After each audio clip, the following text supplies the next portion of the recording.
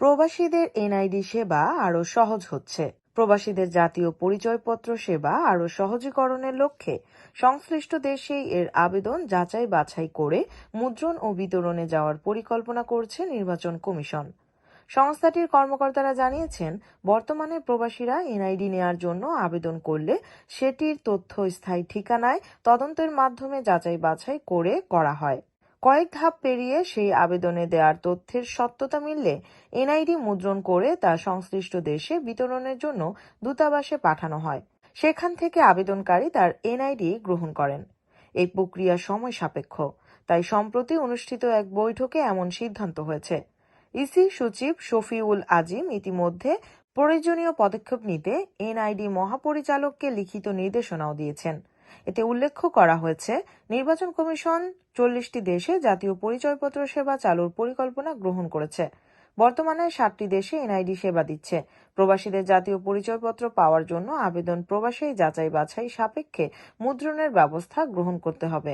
ভবিষ্যতে অবশিষ্ট দেশসমূহে এই কার্যক্রম শুরু করা হবে।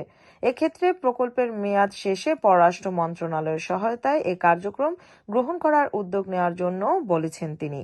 বর্তমানে সংযুক্ত আরব আমিরাত, যুক্তরাজ্য, ইতালি, কুয়েত, কাতার, সৌদি আরব ও মালয়েশিয়া প্রবাসী বাংলাদেশিদের ভোটার হিসেবে নিবন্ধন কার্যক্রম শুরু হয়েছে।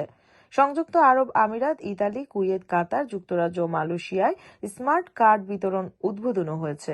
পরবর্তীতে Oman, Bahrain, Jordan, Singapore, Lebanon, Libya, Canada, Australia, মালদ্বীপে এনআইডি কার্যক্রম হাতে নেওয়ার কথা রয়েছে। এরপর অন্যান্য দেশেও হাতে নেওয়া হবে।